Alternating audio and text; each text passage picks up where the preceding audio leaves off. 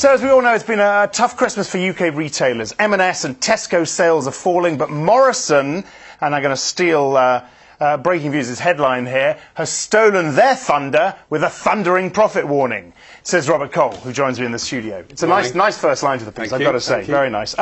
Yeah, profit warning from Morrisons. This does not look good, does it? No, it doesn't. I mean, as you say, we're all expecting bad news from Tesco, or maybe Marks and Spencer's, or maybe both.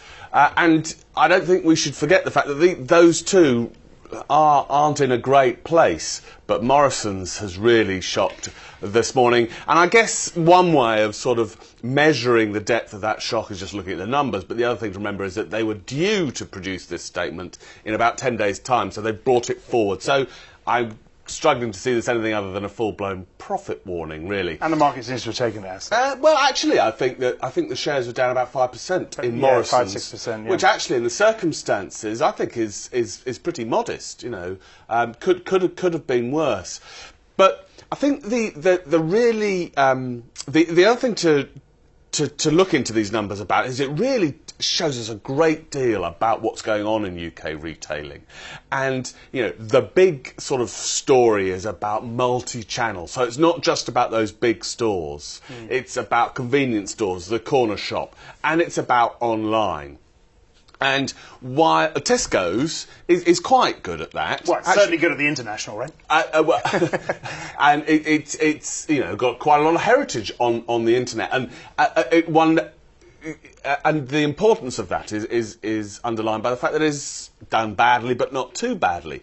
Morrisons, on the other hand, which is really short of online stuff and really short of this convenience store model, is clearly lagging, and it really shows what can happen if you don't get this mix right. So what happens now? Are we going to see lots of price cutting? Oh, well, that's my conclusion, is that, UK retailing is always really, really competitive, but there's a real squeeze on, the really competitive, a changing marketplace as well. The backdrop isn't great as well. Forget what you hear about UK GDP growing. In the supermarkets, people feel poorer. And what it seems to me is this points towards a slide towards a price war, frankly.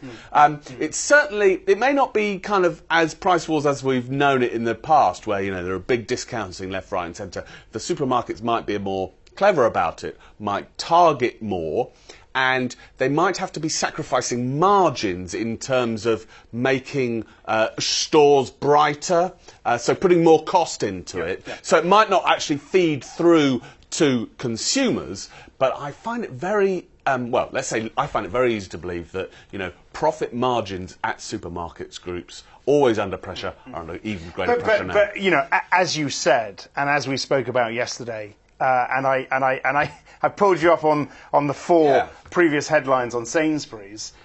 It looks good for Sainsbury's. It does, but, only relatively. Sure. As I said yesterday, Sainsbury's sales were flat. This is a high bar. Well, that's true, but still, the bar is, is not terribly impressive. And, Sainsbury's could get dragged into that price war or that margin erosion process as well. At the end of the day, these shares are quite cheap. Yesterday I was saying, well, Sainsbury's looks like a bargain. Now I'm beginning to think, well, perhaps there's a very good reason why these shares are cheap, and that, some really, really tough times lie ahead. OK, Robert, many thanks for that. Robert Cole, for more agenda setting insight, watch our US Breaking View show every day, 12:30 Eastern, 17:30 GMT. I'm Axel Throttle, this is Reuters.